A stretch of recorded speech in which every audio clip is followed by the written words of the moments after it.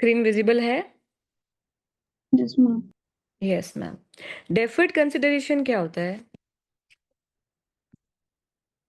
Deferred consideration is a kind of consideration जहां parent subsidiary को बोलती है कि मैं आपको फ्यूचर में पेमेंट करूंगा इतना। ठीक है, सपोज मुझे 2 मिलियन करना है after 2 years। So what I have to calculate the present value. Yes और नो? Yes ma'am. तो प्रेजेंट वैल्यू निकाली, सो मेरी बैलेंस शीट में मेरा डेबिट क्या हो जाएगा? मेरा इन्वेस्टमेंट बढ़ जाएगा। ऑब्वियसली मेरी इन्वेस्टमेंट के अगेंस्ट में तो पैसा दे रही हूँ मैं, और एक लाइबिलिटी खड़ी हो जाएगी, that is called deferred consideration.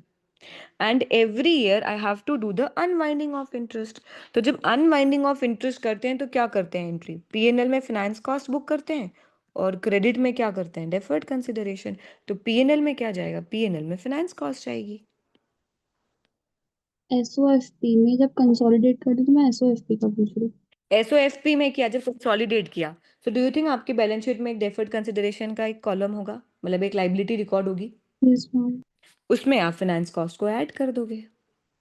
Ma'am investment में से माइनस नहीं होगा? नहीं, किसी एक क्वेश्चन में शायद इन्वेस्टमेंट में से माइनस करा था, तो किसी एक में प्रेजेंट वैल्यू माइनस करी थी और एक में जो एट द एंड पे करना है वो अमाउंट माइनस करा था। नहीं नहीं, तो उसमें कुछ कैलकुलेशन कुछ और दे रखी होगी, उसकी स्टोरी कुछ और दे रखी होगी। Generally deferred consideration balance sheet में एक प्रोविजन है। आप सोच रहे हो कि यहाँ पे मेरे को 2 मिलियन पे करना है, यहाँ पे आपका 1 मिलियन ही निकल रहा है। सो 1 मिलियन अभी पे थोड़ी किया है, तो आपकी लाइबिलिटी में आना चाहिए ना। एक तो ये वाला आएगा जिसको जो प्रेजेंट वैल्यू निकाली, प्लस उस पर इंटरेस्ट ऐड करेंगे, और कॉस्ट ऑफ इन्वेस्टमेंट में भी ऐड होगा। इंटरेस्ट ऐड नहीं होगा, सिर्फ प्रिंसिपल अमाउंट ऐड होगा। Okay ma'am. ठीक है, आप मुझे भले से वो स्पेसिफिक जो क्वेश्चन आपने देखा ना, वो क्वेश्चन भेजना। हो सकता है उसका कुछ, वो कुछ और बोल रहा होगा, हो सकता है कि उसने गलती से डेफर्ड कंसिडरेशन उसमें लगा दिया, या कुछ भी कोई स्टोरी होगी उसके बिहाइंड इट। अदरवाइज तो accounting it's like that. Okay ma'am. Okay, so yes people, और कुछ क्वेश्चन है रिलेटेड टू द कंसोलिडेशंस और interpretation?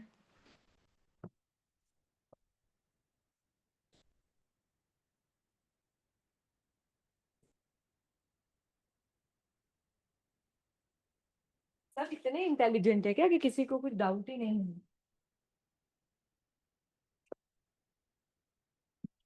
People in the class, मैंने कल आप लोगों को बोला था कि मैंने थ्योरेटिकल पार्ट पढ़ा दिया, जिसमें we studies the limitations and everything, कि मैम फाइनेंशियल स्टेटमेंट की लिमिटेशंस क्या होती हैं, हिस्टोरिकल कॉस्ट अकाउंटिंग होती है, डिफरेंट अकाउंटिंग पॉलिसीज होती है, रिलेटेड पार्टी ट्रांजैक्शंस होते हैं, सीजनल ट्रेडिंग होती है, देन लिमिटेशंस पढ़ी थी।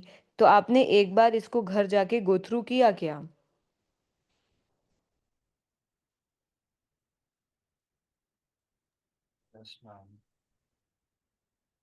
Yes, ma'am. Yes, Yes. ma'am.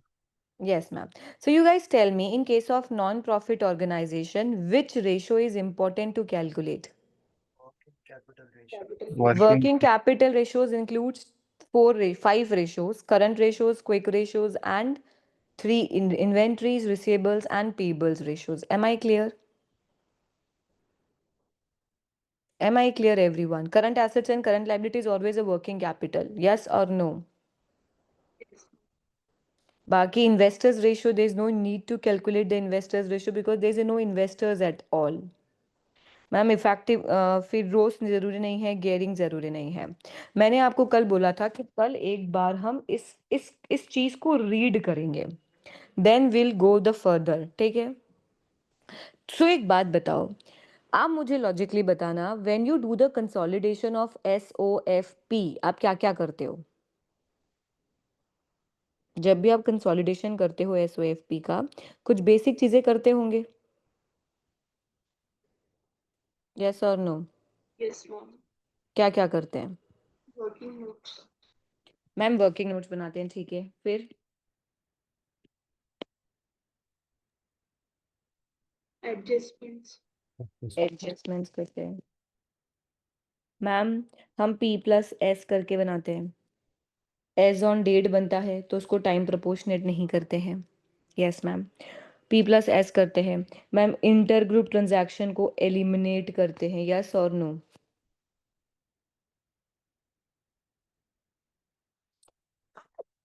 Sorry, yes people.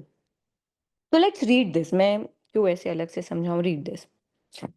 A 20 marks interpretation questions could involve the transaction between parent and subsidiary, either acquisition, either disposal of the subsidiary. Therefore, essentially, मतलब to understand the interpretation, आपको बहुत ज़रूरी है that you are comfortable with the information contained in chapter number 17 to 20 that is related to the consolidations in terms of acquiring and adjustment required for intergroup transactions of a subsidiary. Am I clear? This the plain reading.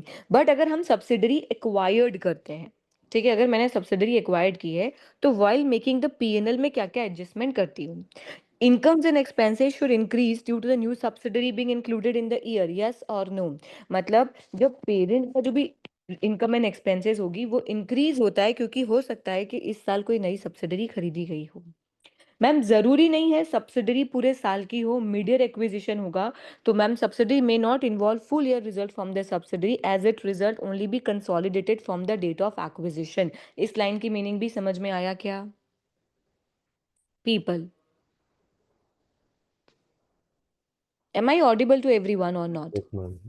Yes, You ma'am. फिर ma'am अगर acquisition कोई cost होती, further खर्चा होता है, वो मेरे PNL में दिखता है. अब एक बात सोचो, मैंने पेरेंट है और सब्सिडरी है, जरूरी है क्या इनका जीपी मार्जिन, इसका भी जीपी मार्जिन सेम होगा? बोलो, दो डिफरेंट इंडस्ट्रीज है, पेरेंट एक अपनी एक इंडिविजुअल कंपनी है, सब्सिडरी अपनी इंडिविजुअल कंपनीज है, तो इज इट पॉसिबल कि उसका प्रॉफिट मार्जिन इसका प्रॉफिट मार्जिन सेम होगा? या फिर अब बोलो तो इनका नेट प्रॉफिट मार्जिन सेम होगा, रोज सेम होगा? फिक्स है क्या? यस और नो पीपल? No, ma'am. तो मैम अगर सेम नहीं है, बट एक बात सोचो, जब आप कंसोलिडेट करते हो तो आप तो क्या करते हो, पी प्लस एस करके पीएनएल लिख लिया. तो डू यू थिंक अब ये जो जीपी मार्जिन आ रहा है ना तो वो एग्जैक्ट पी को रिप्रेजेंट कर रहा होगा ना तो एस को कर रहा होगा, इन दोनों का एक एवरेज हो गया होगा, यस और नो? मतलब सपोज इसका 80% है और इसका 40% है तो उसका एवरेज करके आपको मिलेगा यहाँ पे कंसोलिडेशन में, यस और नो? सो क्या हम पेरेंट और कंसोलिडेट को कंपेयर करके बता सकते हैं कि कंपनी अच्छा कर रही है कि बुरा कर रही है?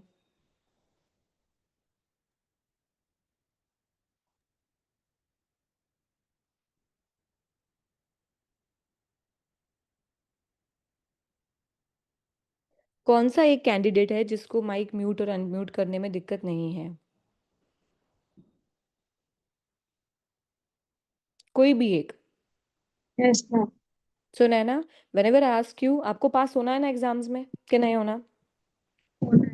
So if you wanted to appear for a December attempts, I'm asking you, मतलब I'm asking to every student, so please at least you should respond, ताकि हमको मैं at least, अब मुझे फर्क नहीं पड़ता दूसरों को समझ में नहीं आया, पर आई मेक श्योर कि आपको चीज समझ में आए, तो you should response when I ask you, ठीक है? Yes. ओके, बाकी rest of the class please आप लोग रिस्पॉन्स नहीं करना, आप लोग फ्री हैं, आप लोग आराम से चिल मारे.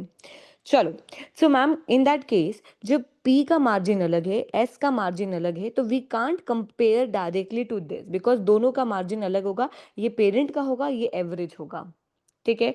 Margin will be affected as a newly acquired subsidiary is likely to have different margin to the rest of the group. Am I clear? Yes.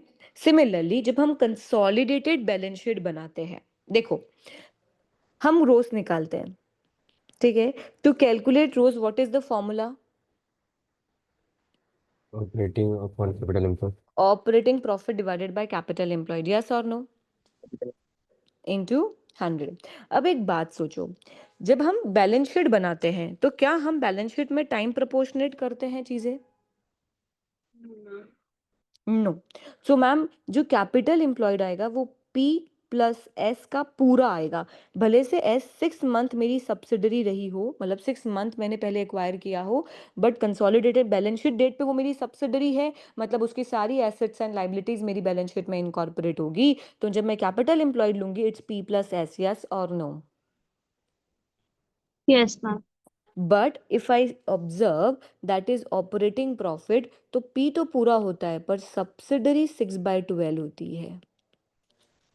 So ma'am ये कुछ अलग सा अजीब सा नहीं लग रहा? तो कंपेयर मतलब बैलेंस शीट में तो पूरी एसेट्स एंड लाइबिलिटीज ले ली, बट प्रॉफिट की बात आ रही है तो ये अलग है। तो डू यू थिंक रोज हमारा सही नहीं निकलेगा? निकालना तो ऐसे ही पड़ेगा, बट एग्जैक्ट रोज नहीं निकल पाएगा। यस और no? Yes, ma'am. Yes ma'am.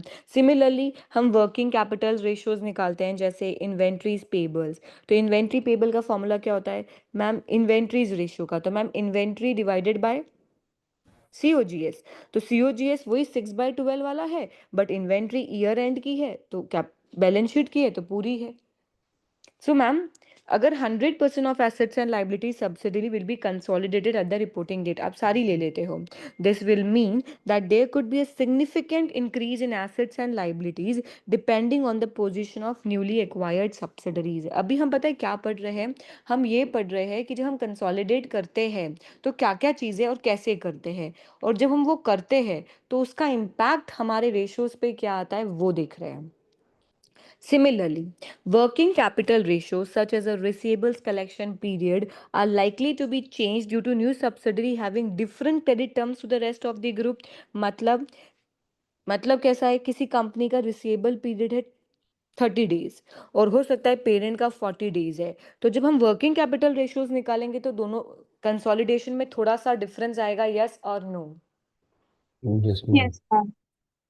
Working capital ratios may also be affected adversely as the ratio uses the year-end assets and liabilities, but the income and expenses included may be time proportionate in the statement of profit and loss. ये बात समझ में आई थी मेरी क्या? हम operating profit तो time proportionate ले लेंगे, बट जो हमारी एसेट्स एंड लाइबिलिटीज है, मतलब जो हमारा कैपिटल एम्प्लॉयड है, वो हम पूरे साल भर का ले लेते हैं। Yes, ma'am. Yes ma'am. Example, subsidiary with revenue कितना है? Revenue $1,000 and the closing receivables 90,000 would have receivables collection period 33 days in its individual financial statement। एक सब्सिडरी है, उसमें रेवेन्यू इतना है और क्लोजिंग रिसीवेबल्स इतने हैं, ठीक है। सो हम रिसीवेबल्स पीरियड निकालते हैं तो क्या करते हैं ma'am? 90,000 divided by 1,000,000 into 365 days. कितना निकाला उसने? वो बोला कि इससे हमारा आंसर क्या आया? 33 डेज। अब यही कंसोलिडेशन की बात करें, if this had been acquired exactly half way throughout the year, अगर हाफ वे लिया है तो रेवेन्यू कितना लेंगे? 1 million के 5 million। 500. मैम ये 5 रेवेन्यू पूरे साल भर का है, बट मैंने जब कंसोलिडेट करूंगी तो मेरे कंसोलिडेशन में रेवेन्यू कितना आएगा? 5 लाख, 500. ठीक है। बट रिसीवेबल्स कितने आएंगे? 90,000 के 90,000 का भी हाफ करूं,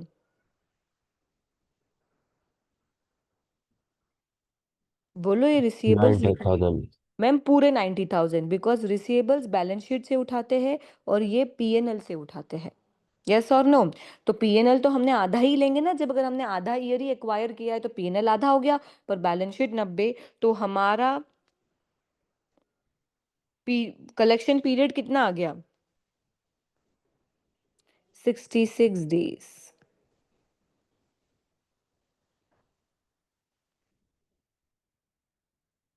पीपल इन द क्लास थोड़ा सा रिस्पॉन्स कर दो। Yes, ma'am.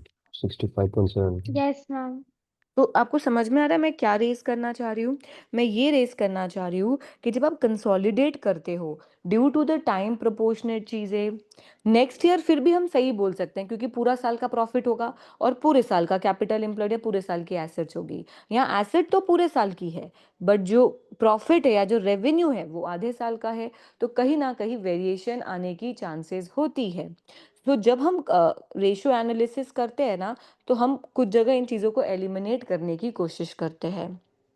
सिमिलरली अब रिटर्न ऑन कैपिटल एम्प्लॉयड या नेट एसेट्स टर्नओवर रेशियोज है, तो उन दोनों में अलग अलग आएगा। कैपिटल रोज का फॉर्मूला होता है ऑपरेटिंग प्रॉफिट। अब ये तो 6/12 वाला प्रॉफिट है और नीचे जो आ रहा है कैपिटल एम्प्लॉयड ये पूरे साल भर का है। तो डू यू थिंक जो आपने सब्सिडरी का इंडिविजुअल निकाला और ये निकाला, दोनों में डिफरेंस होगा? यस और नो?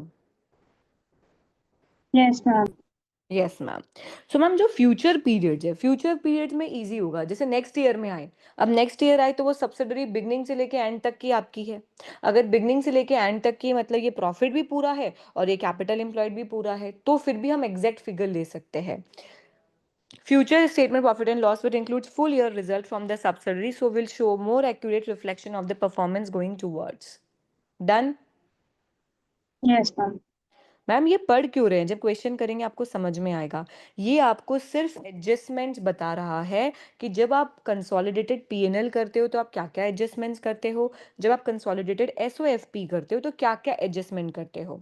ठीक है, तो इंडिविजुअल जब रेशो निकालोगे और जब कंसोलिडेटेड रेशोज निकालोगे उनमें क्या वेरिएशंस आ सकते हैं वो डिस्कस हो रहे हैं।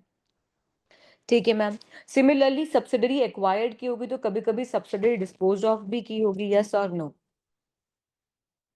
और जब Yes, हम सब्सिडरी को डिस्पोज करते हैं तो हम उसको कौन सा मानते हैं? कंटिन्यू ऑपरेशंस के discontinue operation? discontinue. Ma'am discontinue operation. तो on the face of the consolidated SOPL आप उसको सिंगल लाइन में दिखाते हो कि नहीं? Yes, ma'am. मैम उसको सिंगल लाइन में दिखाते हैं, that is called profit from discontinue operations. After the profit from continue operation दिखाते हैं और इसका डिटेल्ड पीएनएल हम कहाँ पे देते हैं? Discon notes to account. Discontinue Note. Operation से डिटेल डिस्कशन हम कहाँ देते हैं? नोट्स टू अकाउंट्स में। सो मैम अगर पीएनएल की बात करें, सपोज ये फाइनेंशियल ईयर था, यहाँ मैंने डिस्पोज ऑफ की है, तो मेरा जब कंसोलिडेटेड पीएनएल बनेगा पी प्लस एस, तो पी तो पूरे साल भर का बनेगा और एस यहाँ से लेके यहाँ तक का बनेगा, यस और no. Yes, ma'am. Yes, but अगर मैं एस ओ एफ पी बनाती हूँ तो पी प्लस एस होगा क्या? No no. P plus S क्यों नहीं होगा? क्योंकि ईयर एंड पे वो सब्सिडरी नहीं है। मैम ईयर एंड पे सब्सिडरी नहीं है, सब्सिडरी नहीं है तो मैं कंसोलिडेट करूंगा ही नहीं, तो सिर्फ एस ओ एफ पी किसका रहेगा? केवल पी का। Done? Yes ma'am. The previous year statement of profit and loss, जो हमारा प्रीवियस कंसोलिडेटेड पीएनएल होगा उसमें ये सब्सिडरी पूरे साल भर की होगी और इस साल देखेंगे तो सिर्फ आधी होगी। The previous year statement of profit and loss would include full years result of the disposal subsidiary. The result for the current year may have the subsidiary shown as a discontinued operation shown on a one line below the profit for the continued operations and have the result consolidated into income and period up to the date of disposals. The consolidated result may include any gain and loss on disposals which should be stripped out of the comparative purpose. एक बात बताओ, मैंने subsidiary बेची तो अगर बेची होगी तो मुझे पैसा आया होगा, या तो मुझे बेचने पे गेन हुआ होगा या तो लॉस हुआ होगा। And that gain and loss मैंने आपको सिखाया था फाइनेंशियल स्टेटमेंट में दिखता है। अब एक बात बताओ, ये गेन एंड लॉस हर साल होगा कि this is one of transaction? For of transaction. Ma'am one of transaction है, तो अगर गेन ज्यादा हो रहा है, इस साल का प्रॉफिट बढ़ रहा है, तो डजंट मीन दैट कि अगले साल का भी प्रॉफिट बढ़ेगा ही। ठीक है ma'am. Margins are likely to be incomparable, क्यों? Because the prior year will include, क्योंकि देखो अगर पिछले साल का कंसोलिडेटेड का आप निकालोगे रेशोज तो उसमें जो भी मार्जिन आएगा वो पूरे साल भर का रहेगा। बट अगर इस साल निकालेंगे तो इस साल जब से जब तक का तब तक ही मार्जिन रहेगा, तो जो मार्जिन के रेशियोज हैं वो इम्प्रैक्टिकल हो जाते हैं, बिकॉज करंट ईयर सिर्फ उतने ही टाइम तक इंक्लूडेड है जितने टाइम तक वो ग्रुप में है। मेरी बात समझ में आई कि वाली लाइन वाली? Yes, ma'am. Yes, ma'am. और हम प्रैक्टिकली करेंगे तो और समझ में आएगा। Statement of financial position. The previous year's statement of financial positions would contain 100% of assets and liabilities of disposal subsidy. मतलब पिछले साल तक हमारा जो भी consolidated P&L बन स्टेटमेंट ऑफ फाइनेंशियल पोजीशन बन रहा होगा वो P प्लस एस बन रहा होगा, यस और नो? Yes, ma'am. यहाँ तक P प्लस एस बना, पर जब करंट ईयर का बना है तो क्या बना? केवल P। P. क्यों? बिकॉज सब्सिडरी है ही नहीं। So the current year statement of financial position would contain none of the subsidiaries assets and liabilities as the subsidiary will not be controlled at the reporting date. मतलब ये financial statement, ये financial statement P plus S है और ये P है। अब आपको comparable लग रहा है क्या? क्या आप on the basis decision ले सकते हो, yes or no? फिर अब मैम जिस साल मैंने बेची, डू यू थिंक मेरे पास कैश आया होगा? मैंने अगर बेची है, सेल किया है, तो कुछ तो आया होगा, यस Yes, और नो? ma'am. सो अगर मैं इस साल का बैलेंस शीट देखूं तो हो सकता है कि मेरा कैश बढ़ा हुआ आए, दैट इज कॉल्ड बैंक बढ़ा हुआ आए, because increase by the cell proceed of the subsidiary. तो अगर आप जब डिस्पोजल में देखोगे और पेरेंट का कैश बढ़ा हुआ आएगा, सो यू कैन कमेंट कि यार पेरेंट को कैश इसीलिए बढ़ा है इस साल। ऐसा नहीं है कि कंपनी ने बहुत सारा सेल किया है या कंपनी अच्छी पॉलिसीज फॉलो कर रही है तो कैश मेंटेन कर रही है या ज्यादा कैश रख रही है। मैंने याद है आपको जब करंट एसेट्स और करंट लाइबिलिटीज का रेशियो एनालिसिस बताया था, तो मैंने आपको एक फंडा बोला था कि हो सकता है कंपनी के पास ईयर एंड में कैश हो। क्यों हो? या तो वो नियर बाय कोई एक्विजिशन का प्लान कर रही होगी इसलिए उसने होल्ड कर रखा होगा कैश, या फिर उसने कोई एसेट्स या कुछ सब्सिडरी बेची होगी तो उसका कैश होगा। यस और no? Yes, ma'am. Yes, ma'am. Yes ma'am.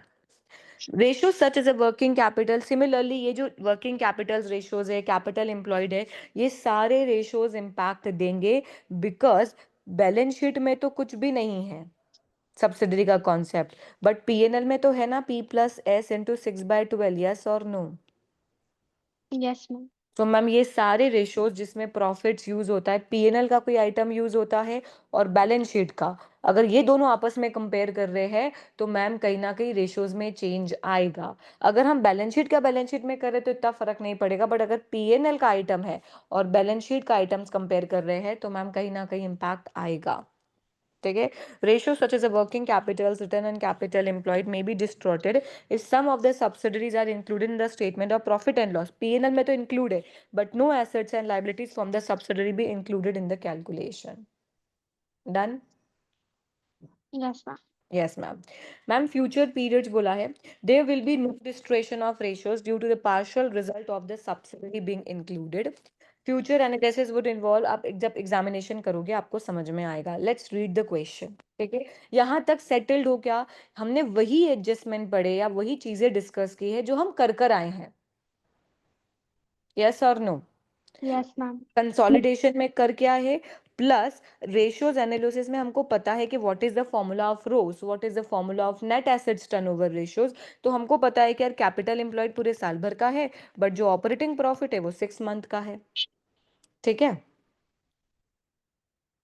चलो लेट्स रीड दिस क्वेश्चन। मैं आपको अभी भी बता रही हूँ, मेरा मेन पर्पस आपको कंसोलिडेशन के क्वेश्चन सॉल्व कराने का एक रीजन ये है कि I want you to do the calculation. ठीक है? इंटरप्रिटेशन आप विद द प्रैक्टिस अपने आप चीजें इवॉल्व हो जाएगी, बट जो वर्क एडजस्टमेंट होते हैं ना, वर्किंग एडजस्टमेंट, वो मेरा मेन पर्पस है आज के दिन में आपको सिखाना। ठीक है? ना कि आपको इंटरप्रिटेशन पे फोकस करना। इंटरप्रिटेशन तो आप रीड करोगे, खुद से प्रैक्टिस करोगे, आ जाएगा समझ में। मेरी बात समझ में आ रही है आप लोगों को? Yes, Yes. ma'am. अभी मेन फोकस है कि यार मैम जब हमको कंसोलिडेशन के क्वेश्चंस दे रखे हों और वो बोल रहा है कि सिंगल निकाल के बताओ या सिर्फ पेरेंट पे कमेंट करके बताओ, तो पेरेंट का निकालना तो पड़ेगा। अगर सब्सिडरी का कंसोलिडेटेड दे रखा है तो इंडिविजुअल पेरेंट का निकालना पड़ेगा, तो वो कैसे निकालना है वो सिखाना इंटेंशन है। Yes Yes. मैम। अब मैम देखो, summarized below the recently issued financial statement of listed company 30th September 2007 and 30th September 2006। This is my previous year, this is my current year। Ma'am revenue दे रखा है, COGS दे रखा है, revenue बढ़ता हुआ दिख रहा है, yes ma'am. Ma'am cost of sales भी बढ़ती हुई दिख रही है। और अगर हम मैम ग्रॉस प्रॉफिट देखें, अगर मैं सब्सिडरी का कॉन्सेप्ट ना हो और नॉर्मली हम क्वेश्चन रीड करें, तो मैम ग्रॉस प्रॉफिट कम होता हुआ दिख रहा है कि बढ़ता हुआ दिख रहा है? मैम ग्रॉस प्रॉफिट बढ़ता हुआ दिख रहा है, बढ़ता हुआ दिख रहा है। बढ़ता हुआ दिख रहा है, पर अगर हम परसेंटेज में देखें, जैसे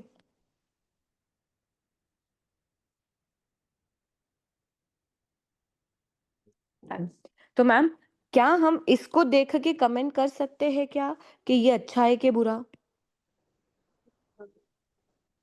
नहीं। So ma'am No. हमको क्या करना पड़ेगा? ग्रॉस प्रॉफिट मार्जिन रेशियो निकालना पड़ेगा। उससे हमको समझ में आएगा कि प्रीवियस ईयर का क्या ग्रॉस प्रॉफिट मार्जिन था, इस साल क्या ग्रॉस प्रॉफिट मार्जिन है, यस और नो? हमको Yes. ये देखना है कि जो जीपी बढ़ रहा है ये ड्यू टू प्राइस बढ़ रहा है या ड्यू टू क्वांटिटी बढ़ रहा Price. है। मार्जिन किसकी वजह से बढ़ता है? प्राइस की वजह से। पर gross profit as a profit वो दो रीजन से बढ़ सकता है कि मैंने ज्यादा सेल्स की है, ज्यादा सेल्स किए तो प्रॉफिट ज्यादा हो जाएगा। बात समझ में आ रही जो मैं आपको बोलना चाह रही हूँ? Yes, ma'am. Okay ma'am, operating expenses है, इन्वेस्टमेंट इनकम है, मैम इंटरेस्ट एक्सपेंसेस पिछले साल नहीं था, इस साल है। इट्स मीन कहीं ना कहीं हमने क्या लिया होगा इस साल? बोलो। देखो, लोन। हाँ वेरी गुड, अभी लोन ना लिया हम होगा। सिर्फ लोन लिया होगा। देखो आप समझ रहे हो, आपको थोड़ा बहुत तो चीजें इवॉल्व हो रही है। मैम लोन लिया होगा, ठीक है। लोन का इम्पैक्ट कहाँ कहाँ आता है बताओ, कौन कौन से रेशियोज में आता होगा? जैसे लोन लिया है, debt to equity, debt to interest equity में आता है, कवरेज, इंटरेस्ट कवरेज में, मैम गियरिंग रेशियो में आता है, डेट टू इक्विटी जो आप बोल रहे हो। मैम कैपिटल एम्प्लॉयड में आएगा, रोज जब हम निकालेंगे तो कैपिटल एम्प्लॉयड मतलब लोन ले रखा है तो वो भी ऐड होगा, यस और नो? Yes, ma'am. चीजें इवॉल्व हो रही है, देखो आप थोड़ा बहुत तो समझ में आ रहा है। Yes, ma'am. Yes ma'am. Ma'am profit before taxes है, इनकम टैक्स एक्सपेंसेस है, 25% लगा है, net profit for the year है। प्रॉफिट फॉर द ईयर भी मैम बढ़ता हुआ दिख रहा है, ठीक है। मैम बैलेंस शीट आए, प्रॉपर्टी प्लांट एंड इक्विपमेंट है 90 से 2,10,000, या तो हमने इस साल नई खरीदी है क्योंकि डेप्रीसिएशन ही लगता केवल, तो कम होती, इट्स मीन्स हमने कुछ ना कुछ खरीदा है। Yes ma'am. मैम गुडविल आ रही है, मैम अगर पिछले साल नहीं थी इस साल आ रही, मतलब यार मैम कुछ ना कुछ तो एक्वायर किया है। बोलो यस और नो? यस मैम और मैम जनरली तो गुडविल बिजनेस के एक्वायर में ही आती है, यस और नो? Yes, ma'am. तो मैम कुछ ना कुछ तो एक्विजिशन है इस साल, समझ में आ रही है बात? Yes, ma'am. Yes ma'am. So can I से मैम ये इंडिविजुअल, क्योंकि उस समय सिर्फ पेरेंट ही होगा यहाँ पे, और यहाँ पे हो सकता है P+S दे रखा हो, यस और नो? जब सब्सिडरी की कंसोलिडेटेड बनाते हो, इट्स मींस मैम यहाँ पे तो पेरेंट, क्योंकि पिछले साल नहीं थी कुछ भी और इस साल गुडविल है, मतलब इस साल मैम हो सकता है कि कुछ एक्विजिशन है, और ये तो ऑब्वियसली इंडिविजुअल फाइनेंशियल स्टेटमेंट होगा, और ये जो डाटा दे रखा है वो P+S का दे रखा है क्योंकि हमको गुडविल दिख रही है, यस और no? Yes, ma'am. Yes ma'am, ठीक है। मैम इन्वेंट्रीज है, रिसीवेबल्स है, बैंक है, ठीक है मैम, बढ़ रहे हैं। अब मैम बढ़ तो रहे हैं, पर डू यू थिंक मैम पहले हमारे पास कैश रहता था 14,000 का, इस साल तो जीरो हो गया, मतलब कहीं ना कहीं कैश क्राइसिस हो सकते हैं, यस और no? Yes, ma'am. Yes ma'am yes ma'am. Ma'am share capital same है, मैम रिटेन्ड अर्निंग 12 से 14 2,000 बढ़ी, ठीक है। मैम 8% लोन नोट्स, मैम देखो पिछले साल लोन नहीं थे, और आपने तो बोला ही ना इस साल 8,000 का इंटरेस्ट लग रहा है, इट्स मीन्स 1 लाख का 8% कितना होता है? 8,000 8,000। तो मैम कहीं ना कहीं हमने लोन लिया है, देखो इसी साल लिया है, तभी तो इंटरेस्ट एक्सपेंसेस इस साल आया, और लोन का अमाउंट भी पता चल गया 1 लाख, यस और no? Yes, ma'am. Yes ma'am. Ma'am फिर करंट लाइबिलिटीज देखे, ओहो मैम देखो एक और चीज समझ में आई कि कंपनी के पास इस बार कैश तो खत्म हो ही गया, और उसने बैंक ओवरड्राफ्ट करना भी शुरू कर दिया, it's means that company overdraft पे चल रही है अब, यस मतलब उसके पास जितना पैसा था वो तो खत्म कर ही दिया, और बैंक से उधारी ले ली कितने की? 70,000 तो मैम इस पे तो कमेंट बनता ही है कि company Yes, ma'am. Company overdraft पे चल रही है, ठीक है। Yes ma'am.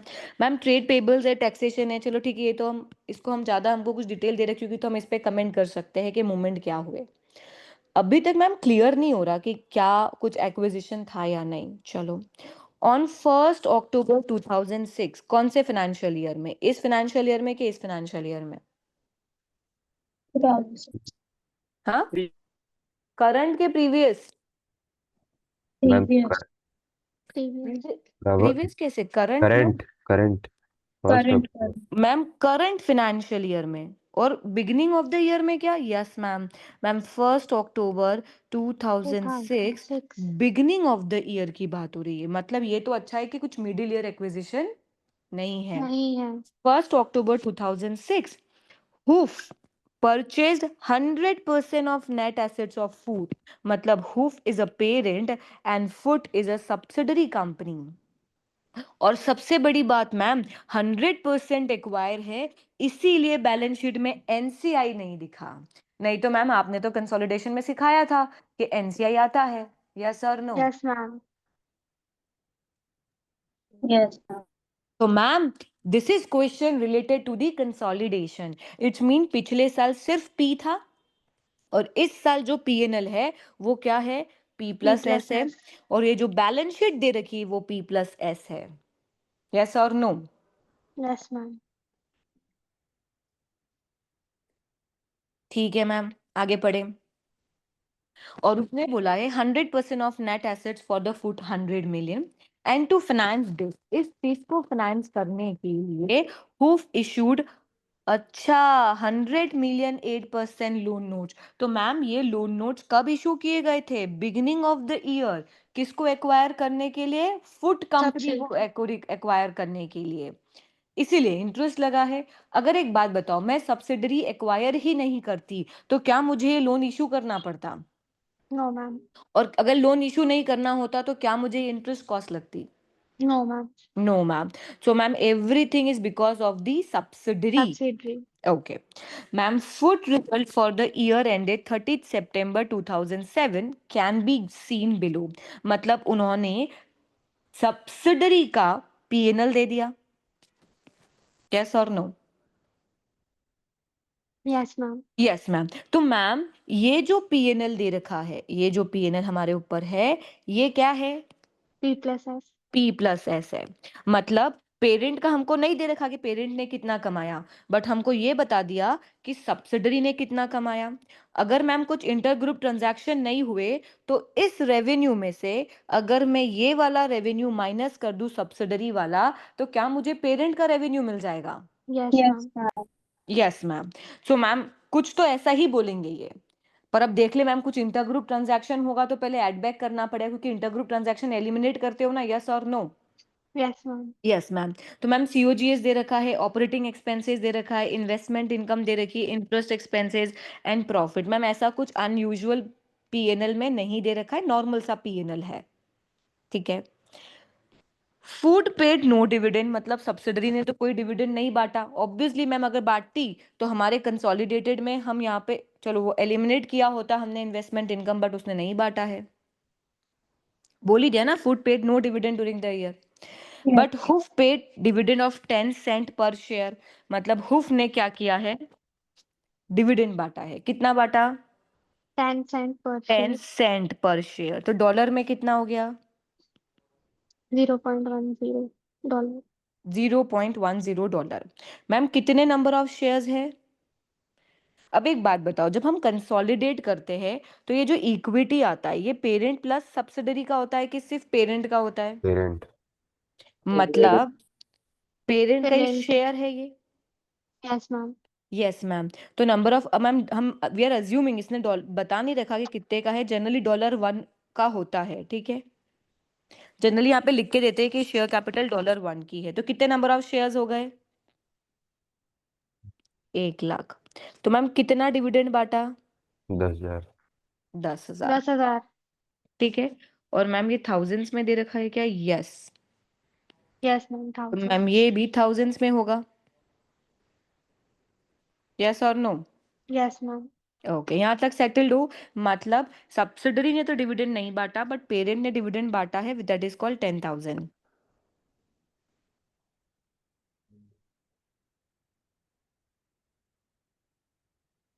यस और no? Yes, ma'am. Yes ma'am. चलो आगे पढ़े। The following ratios has been calculated for hoof for the year ended 30th September 2006। मतलब hoof के कुछ रेशियोज, ये जो पिछले साल का है उसके रेशियोज निकाल के दे रखे हैं। क्या क्या कौन कौन से रेशियोज दे रखे हैं? मैम रोज दे रखा है। अब रोज किस पे निकाला इन्होंने? Profit before interest and taxes divided by loan notes and equity. Formula दे रखा है तो कितना निकाला मैम? 7.1%। जो पिछले साल का निकाला उसमें पेरेंट प्लस सब्सिडरी था कि सिर्फ पेरेंट था? पिछले साल में पेरेंट। पेरेंट था. सिर्फ पेरेंट है। मतलब ये जो भी रेशियोज दे रखे हैं वो केवल पेरेंट के दे रखे हैं। Yes, ma'am. Yes ma'am. एक बात बताओ, जब मैंने P+S करके यहाँ P&L बनाया होगा तो हो सकता है उस कंपनी का ग्रॉस प्रॉफिट मार्जिन अलग होगा सब्सिडरी का, और पेरेंट का ग्रॉस प्रॉफिट मार्जिन अलग होगा, और ये जो ग्रॉस प्रॉफिट मार्जिन निकलेगा ये एक एवरेज ग्रॉस प्रॉफिट मार्जिन निकलेगा। यस और नो? Yes ma'am. देखो इस करके देखे एक बार, इसका P&L दे रखा है ना सब्सिडरी का, तो इसका मार्जिन क्या हो गया? 30,000 डिवाइडेड बाय 70,000 इंटू 100 कितना निकला? 42.8। 42.9 कर ले, यस मैम। है ना। और इधर का देखें, इधर 50,000 डिवाइडेड बाय 2.5 लाख इंटू 100 कितना निकला? 20%। आपको दिख रहा है जब कंसोलिडेट करते हैं तो बेचारा उस मार्जिन का भी एवरेज हो गया। लॉजिकली तो सब्सिडरी इतना रखती थी, बट जब उसके बाद पेरेंट के साथ मर्ज हुआ और एवरेज हुआ तो ये 20% ही रह गया। बात समझ में आ रही है मेरी? Yes ma'am. Everyone in the class? Yes yes ma'am. Yes, ma'am. Logic दे पा रही हूँ क्या मैं आपको कि मैं क्या समझाना चाह रही हूँ? कि कंसोलिडेटेड में कुछ ना कुछ वेरिएशंस आ जाता है बिकॉज वो चीजें एवरेज कर देता है। ठीक है मैम, चलो आगे बढ़े। ये रेशियोज दे रखे, अब क्वेश्चन क्या मैम हमको, चलो ये समझ में आ गया, ये पूरी कहानी है, बट हमारा क्वेश्चन हमसे क्या डिमांड कर रहा है वो तो देखना पड़ेगा। यस मैम, वो बोल रहा है आपको यही रेशियो निकालने हैं। कौन से रेशियो निकालने हैं? ये 3। यस मैम, वो बोल रहा है including the result of food, it means that consolidated का निकालोगे मतलब हुफ एंड फूड को मिला के जो वैल्यू आ रही है उसके बेसिस पे ये 3 रेशियोज निकालोगे। और एक ये मानोगे excluding the effect of purchase of food. अब ये मान लो कि मैंने फूड खरीदा ही नहीं होता, अगर फूड खरीदा नहीं होता तो हुफ का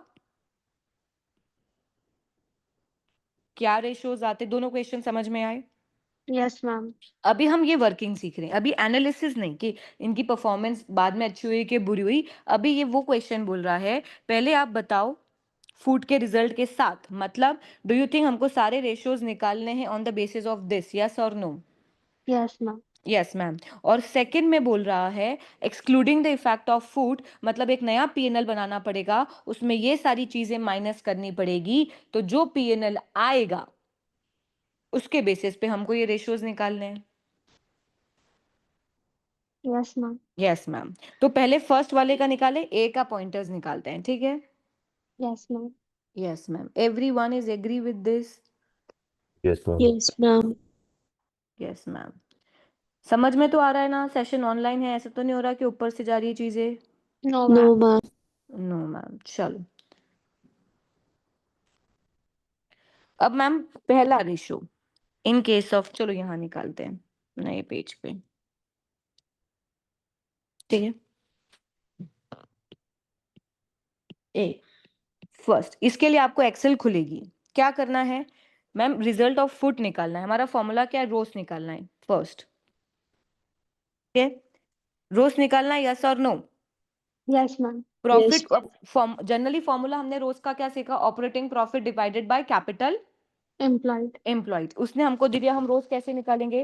profit profit before. Interest and taxes divided by capital employed. Yes और नो? Yes ma'am. यस तो मैम। फॉर्मूला क्या हो गया? PBFT divided by capital employed. चलो पहले आप मुझे बताओ इसमें से देख के क्या लिखेंगे? PBFT क्या लिखेंगे? कितने? 24,000। 24,000। Very good ma'am, PBFT is 24,000 into 100, sorry, है ना? एंड कैपिटल एम्प्लॉयड कितना लिखेंगे बताओ? 1,14,000 डिवाइड बाय 1 लाख। वापस वापस देखो, कैपिटल एम्प्लॉयड क्या लिखोगे?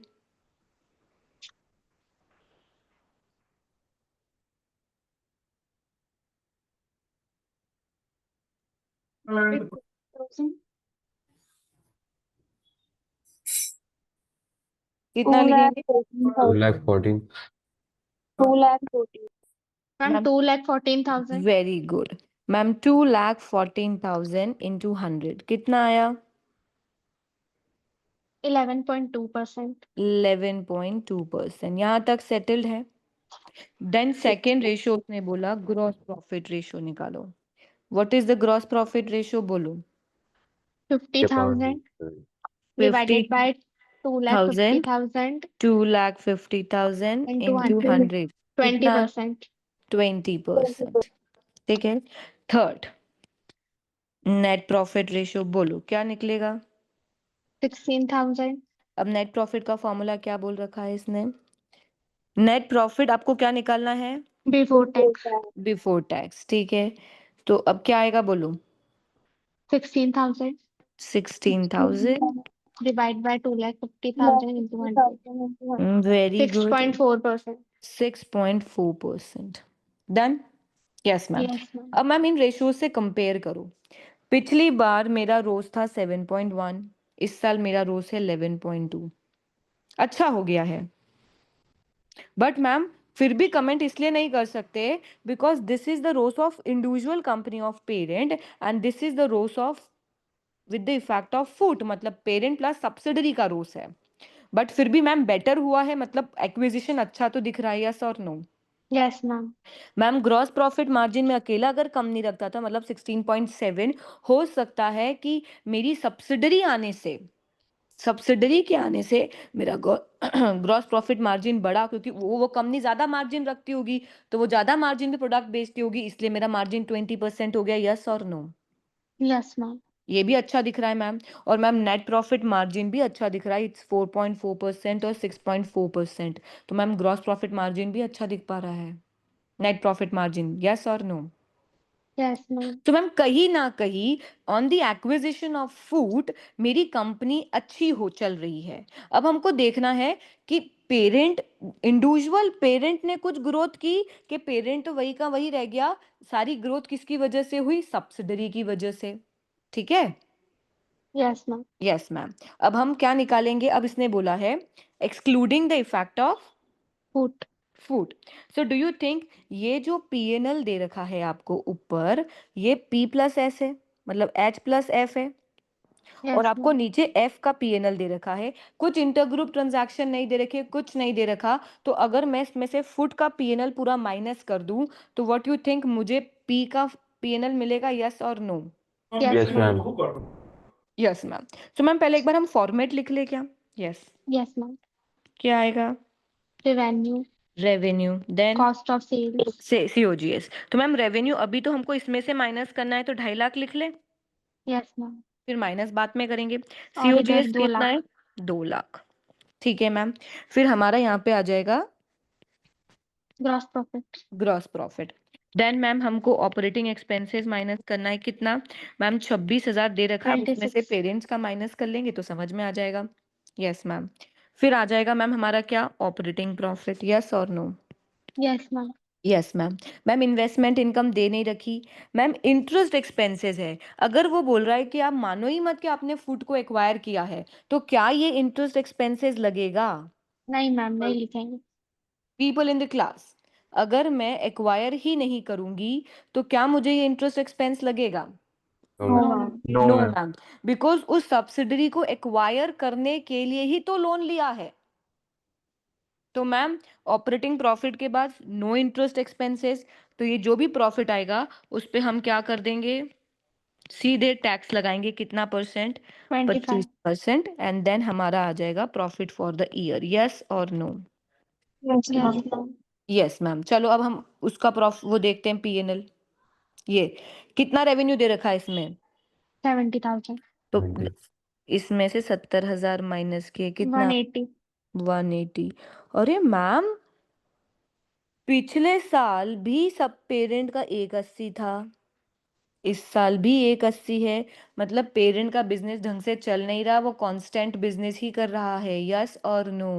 Yes, ma'am. Yes, ma'am.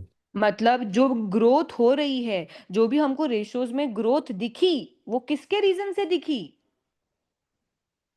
Subsidiary. Subsidiary, Subsidiary. है ना। चलो और आगे समझते हैं, एग्जैक्ट वही है क्या। सीओजेस दे रखा है 40, 160. तो मैम 160 आया।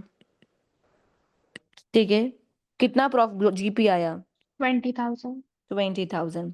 मैम ऑपरेटिंग एक्सपेंसेस 8,000 के हैं, 18,000. कितना आया, 18,000. मैम 18,000। तो मैम मेरा प्रॉफिट कितना आया? 2,000. और उस पे टैक्स लगा 25%, दैट इज कॉल्ड 500. 500। तो ओवरऑल अगर हम देखें, पेरेंट का देखें, तो पेरेंट ने पिछले साल प्रॉफिट कमाया था 6,000। इस साल कितना कमाया? 1,500. मतलब पेरेंट का बिजनेस तो कहीं ना कहीं डूब ही रहा है, कुछ अच्छा नहीं कर रहा है। इट्स मीन्स दैट मैम कहीं ना कहीं एक्विजिशन अच्छा है, because due to the acquisition growth भी बढ़ा, जीपी भी बढ़ा, एनपी भी बढ़ा। यस और no? Yes, ma'am. Yes, ma'am. Company तो कोई अच्छा बिजनेस करते हुए दिख नहीं रही मैम।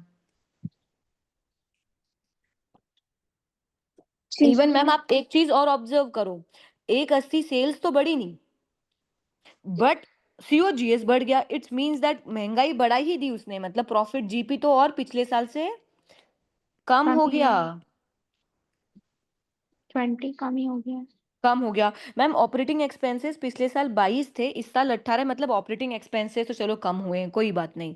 बट मैम ओवरऑल अगर हम देखें तो कंपनी कुछ अच्छा नहीं कर रही इंडिविजुअली। यस और no?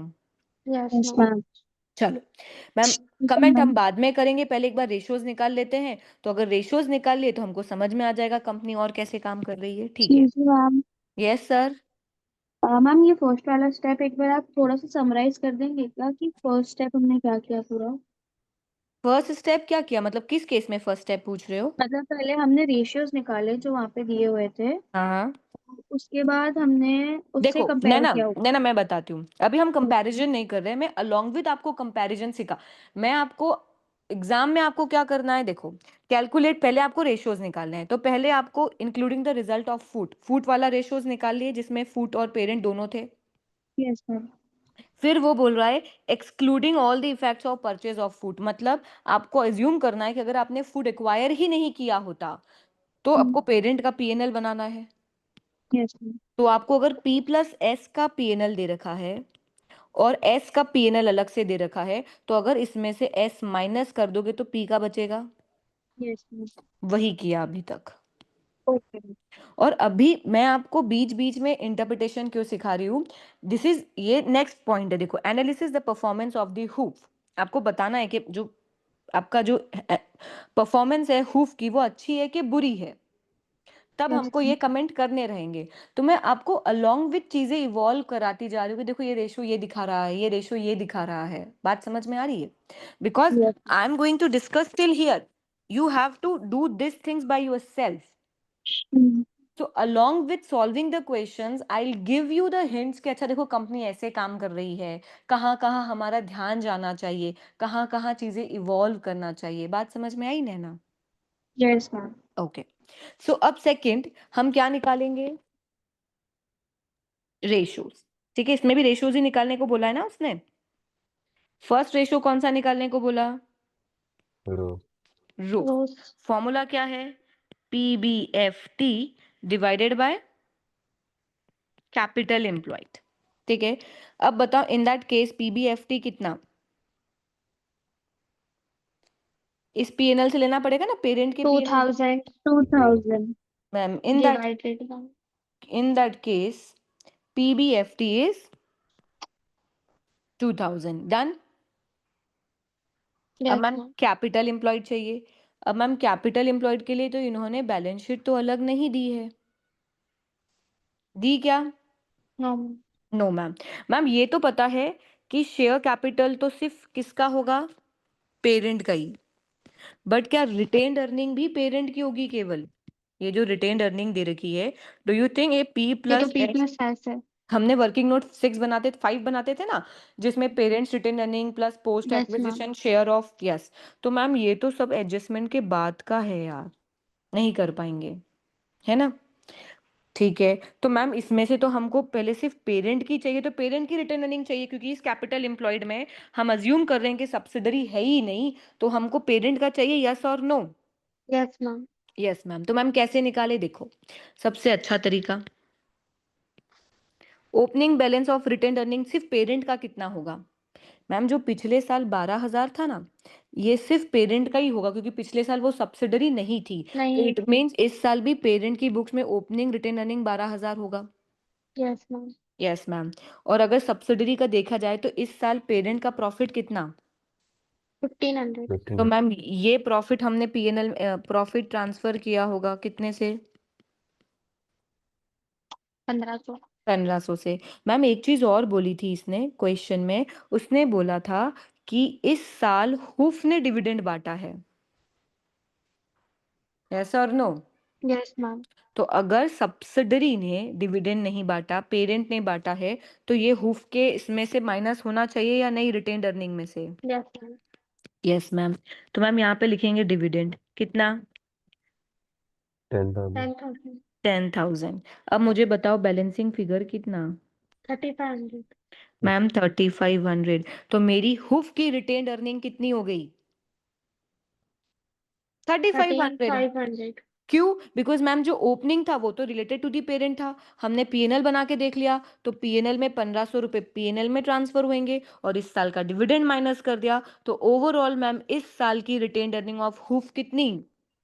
3500 3500। So ma'am capital employed में हम गए तो इक्विटी तो 1 लाख की, Yes. और रिटेन्ड अर्निंग कितनी लेंगे? 35. 3500 क्या 8% लोन नोट्स लेंगे? No ma'am no ma'am. क्यों? बिकॉज मैम आपने क्लियर कट बोला है कि if we not acquire the subsidiary, तो अगर सब्सिडरी एक्वायर नहीं किया है तो we are not going to issue that loan, if that not loan, if loan is not there, so it is not become the part of my capital employed, yes और no? Yes ma'am okay, so what is the answer? 1.9% हाँ, 1.9% कुछ ज्यादा कम नहीं आ रहा है? Okay, so ma'am अब नैना ये मैं सिर्फ आपको परफॉर्मेंस वो एनालिसिस के पर्पस से सिखा रही हूँ। देखो पिछली बार कैपिटल एम्प्लॉयड कितना था कंपनी का, 7.1 और कितना हो गया? 1.9. 1.9 मतलब कंपनी तो बेकार ही काम कर रही है। Yes ma'am. मतलब अगर इंडिविजुअली देखें तो कंपनी बेकार काम कर रही है, but after acquisition of HUF company ने काम अच्छा करना शुरू कर दिया है, जो उसके नॉर्मल एवरेज से भी अच्छा हो गया, यस और नो? Yes ma'am. मतलब उसने ऐसी कंपनी को एक्वायर किया है that is a profitable company. आया समझ में? Yes ma'am. Yes ma'am. अब सेकंड पॉइंटर क्या निकालना है? Ma'am gross profit margin. बताओ ग्रॉस प्रॉफिट कितना 20,000 और सेल्स कितनी? 180 180,000 इंटू 100 क्या आया 11.1 है?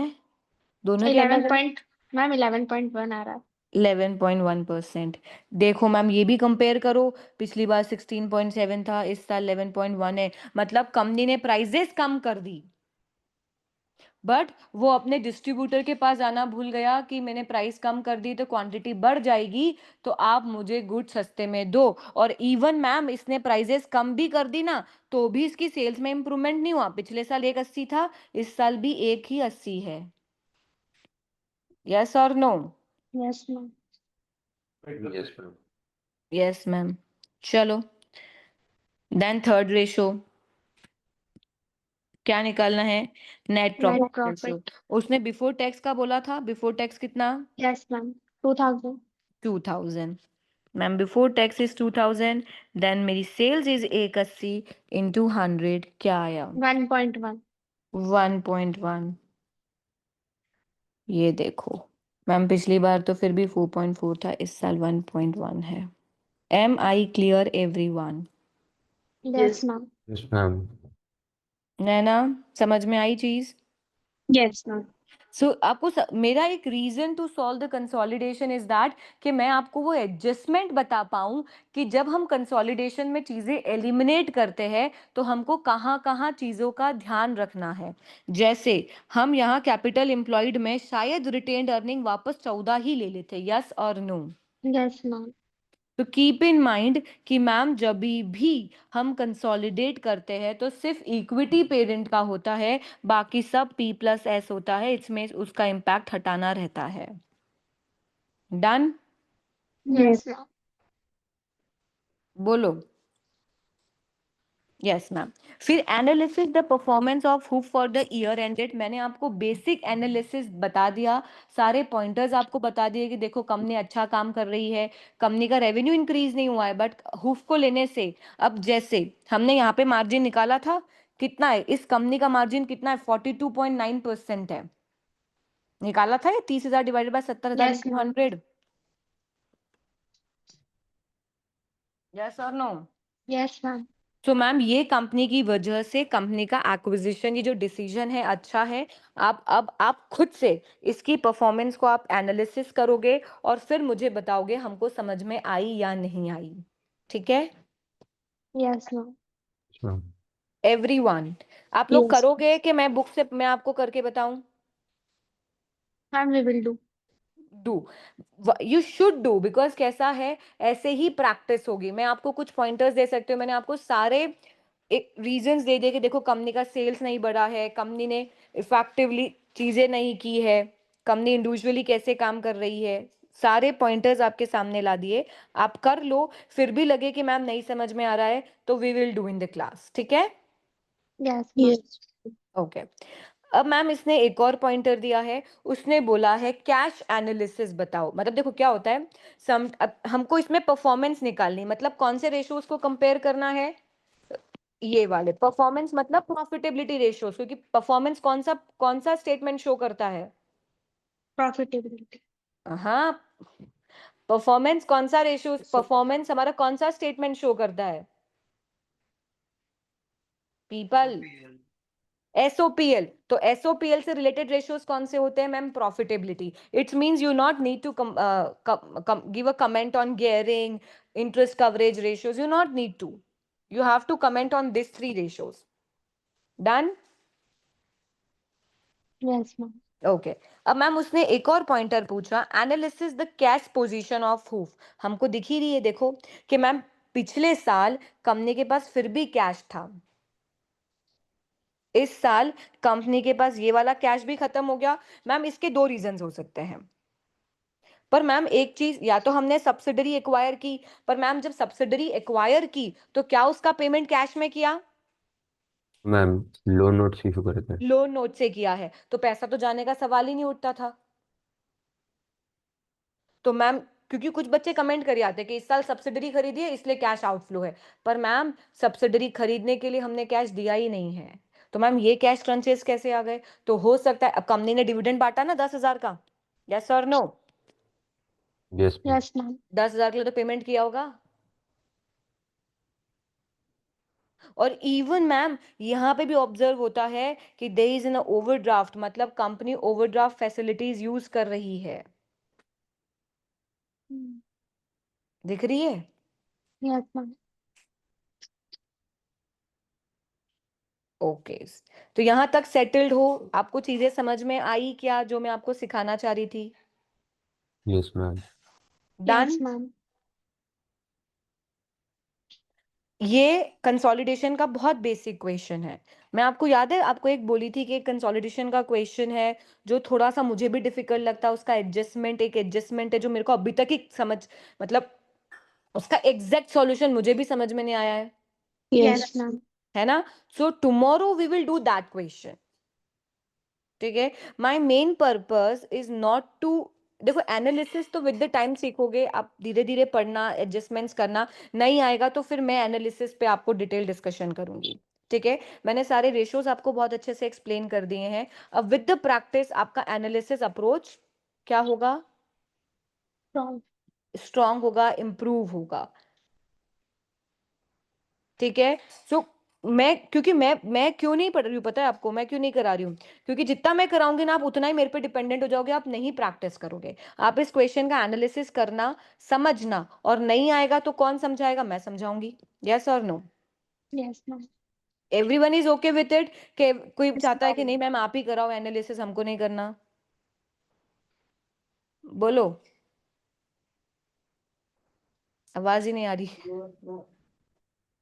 क्या चाहते हो, Do आप it. करोगे खुद से कि मैं करूं? We will do it. करूँगा खुद का। Okay, so you will try, और नहीं Yes, बैठेगा ma'am. तो फिर मैं हुई सही। ओके। सो मैम इसमें हमने अगर ब्रॉडली एक एडजस्टमेंट, अगर जो सबसे इंपॉर्टेंट एडजस्टमेंट था वो था रिटेन अर्निंग का। तो आप लोगों को रिटेन अर्निंग का एडजस्टमेंट समझ में आया ना? कोई एडजस्टमेंट नहीं था, हमने सिर्फ एक लेजर बना लिया। Yes, ma'am. ठीक है? Yes ma'am. चलो अब ना आपको मैं कुछ क्वेश्चंस दिखाती हूँ, देन विकल्प में मैं बोला क्वेश्चन कराऊंगी आपको।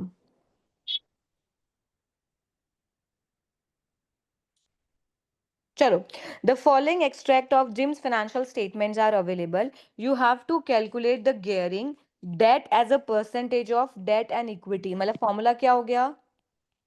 Debt upon equity. ठीक है, सो डेट में क्या क्या आएगा बोलो?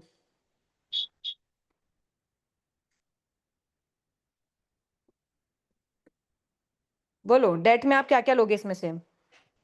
Redeemable preference share hmm, and 10% loan of loan notes, notes, loan notes. Loan notes. ठीक है, और मैम कहना इससे नीचे हम ये सारों का चारों का टोटल लिख देंगे, because that is my equity and that is my debt. Yes, ma'am. Done people in the class? 10.5%. 10.5%, the answer is B.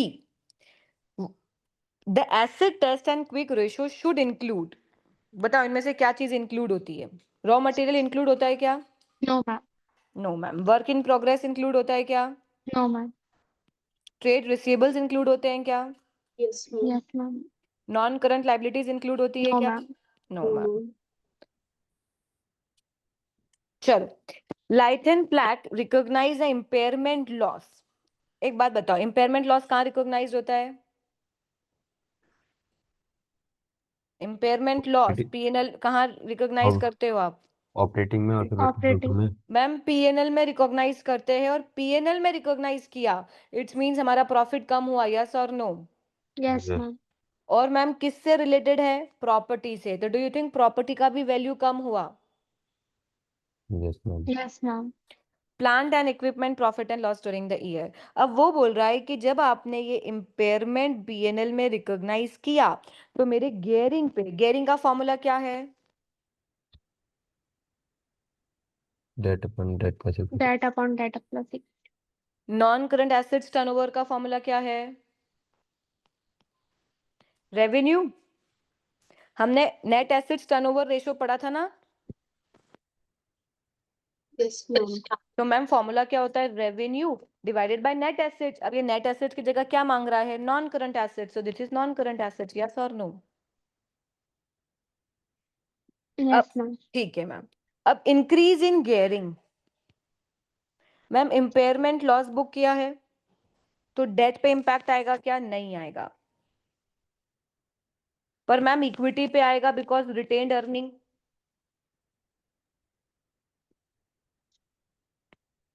Date पे इंपैक्ट आएगा क्या इम्पेयरमेंट लॉस का? No ma'am. No, ma'am. पर डू यू थिंक इक्विटी पे आएगा? कैसे ma'am? ये तो प्लांट है। अरे इक्विटी पे कैसे आएगा? रिटेन्ड अर्निंग कम होगा ना, इम्पेयरमेंट पीएनएल में गया, पीएनएल से रिटेन अर्निंग भी कम हुई, सो मैम ये नीचे वाला हिस्सा कम हो जाएगा। तो गियरिंग बढ़ेगा कि घटेगा? गियरिंग बढ़ जाएगा। People in the class? बढ़ जाएगा। इंक्रीज होगा मैम। मैम इंक्रीज होगा। Yes ma'am. चलो गियरिंग तो इंक्रीज हुआ मैम। अब नॉन करंट एसेट्स पे इंपैक्ट देखें। मैम रेवेन्यू पे इंपैक्ट आएगा क्या? नहीं आएगा। बट नॉन करंट एसेट्स कम होंगे, यस और नो? Hmm. अगर नॉन करंट एसेट्स कम हुए तो non current assets turnover ratio बढ़ेगा कि घटेगा? Increase. इंक्रीज। इंक्रीज। तो ma'am both the are increase, तो what is the answer? A. ए। आपको समझ में आया कि किसी भी चीज का इम्पैक्ट आपको देखना है और कैसे कमेंट करना है Yes, कि ma'am. उससे गेयरिंग बढ़ता है कि घटता है? People in the class? Yes, ma'am. Yes ma'am. Ma'am. Deepanshu,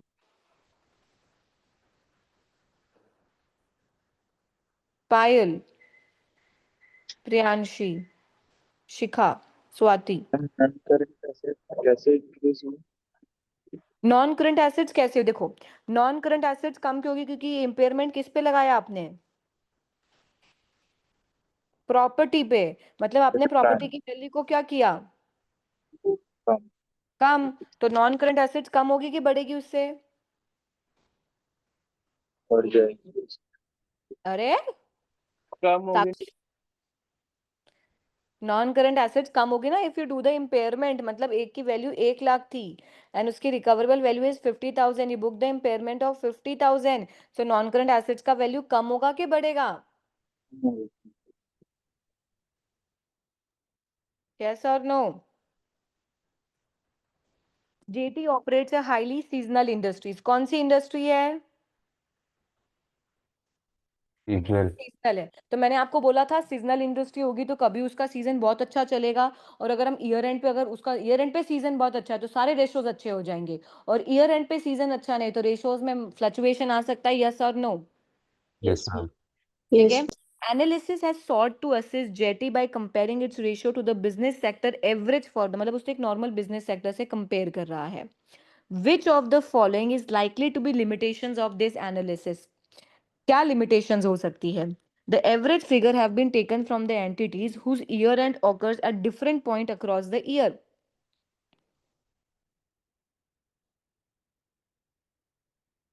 Yes or no?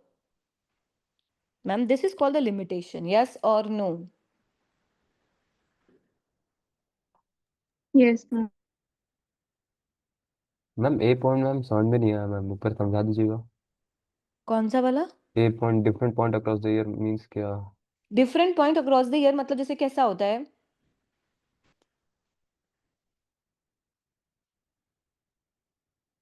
देखो, हम अगर हमारा बिजनेस सीजनल है, ठीक है, हम किसी दूसरे बिजनेस सेक्टर से करेंगे, उसका फाइनेंशियल ईयर भी अलग हो सकता है, ठीक है, प्लस उसका सीजन का बिजनेस भी अलग हो सकता है।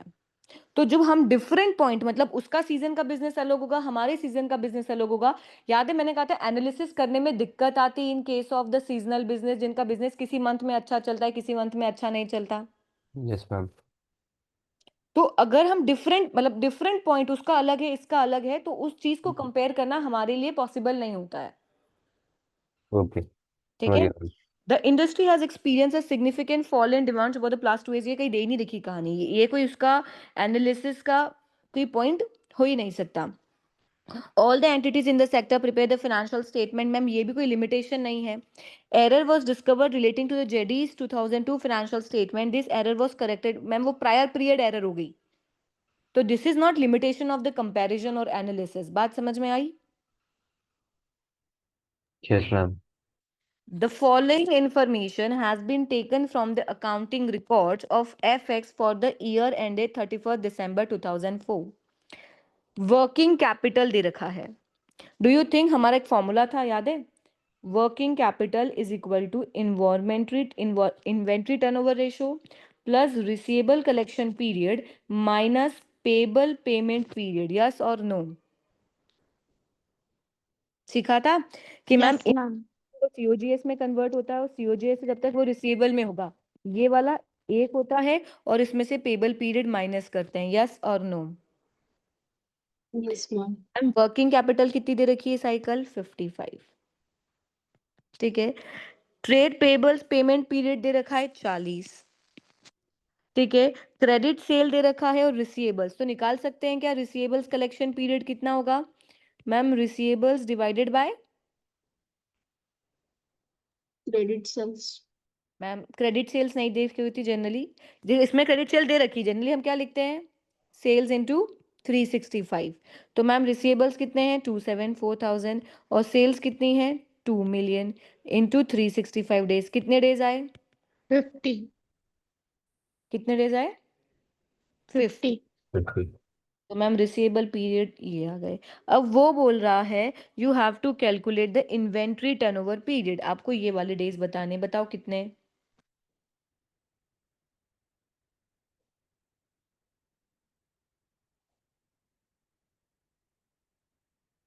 बताओ कितने?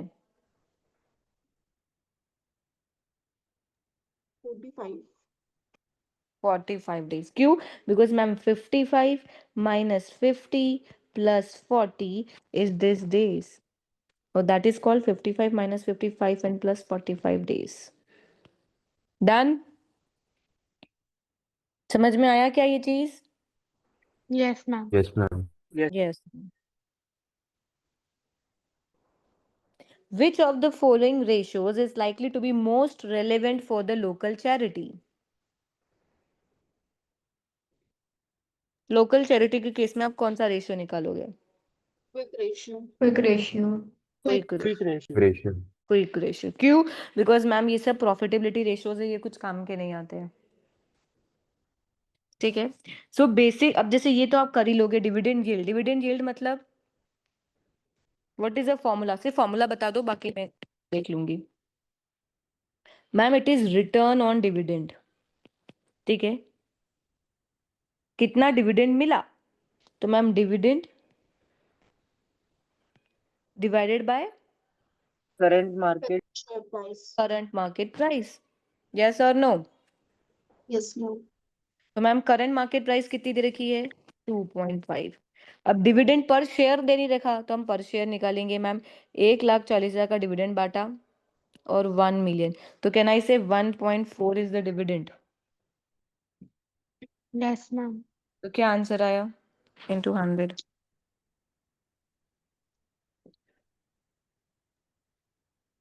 बोलो क्या आंसर आया? 5.6. तो आंसर इज 5.6%। बात समझ में आई? यस और know people? Yes ma'am Yes, ma'am. तो क्या आज हमने जो मैं आपको कंसोलिडेशन का सिखाना चाह रही थी, हम सेटल्ड हैं? Yes Yes. Ma'am Yes, ma'am. कल मैं आपको एग्जाम किट का क्वेश्चन लूंगी कंसोलिडेशन का। उस कंसोलिडेशन को अपन, वो पर्टिकुलर क्वेश्चन मैं आपको सॉल्व भी कराऊंगी, प्लस उसका इंटरप्रिटेशन भी आपको बताऊंगी। देन अब आपके पास 5 दिन रहेंगे दिवाली की छुट्टियों के। आप अगर प्रैक्टिस करना चाहो तो do practice of interpretation at your home, और फिर भले से हम वापस आएंगे। और इफ इट रिक्वायर्स कि मैम हमको इंटरप्रिटेशन नहीं आ रहा है, हम इंटरप्रेट नहीं कर पा रहे हैं, सो विल डू अगेन। ठीक है। So, along with this, you have to be ईमानदार with yourself कि मैम अगर बोल रही है कि इंटरप्रिटेशन 5-6 क्वेश्चंस करने के बाद आएगा, तो आपको एटलीस्ट मेरे लिए वो चीज करनी पड़ेगी। Done people? Yes ma'am everyone? Yes, yes ma'am. Ma'am Yes, ma'am. सब settled? Swati, Shikha, yes Vaidehi, with Yes, yes, ma'am. okay. So can we wind up the session for a day? Yes ma'am Yes, ma'am. Okay. Again tomorrow session will be online as usual. आप लोग कल तो मतलब कल तो decide कर ही लिया था कि आज का ऑफलाइन रखेंगे, कल का ऑनलाइन, मतलब ठीक है। आज तो ऑफलाइन ऑनलाइन हो ही गया, कल का भी ऑनलाइन है। ठीक है। Yes, ma'am. See you people, can we wind up? Yes ma'am Yes, ma'am. Okay everyone, bye bye, enjoy your day.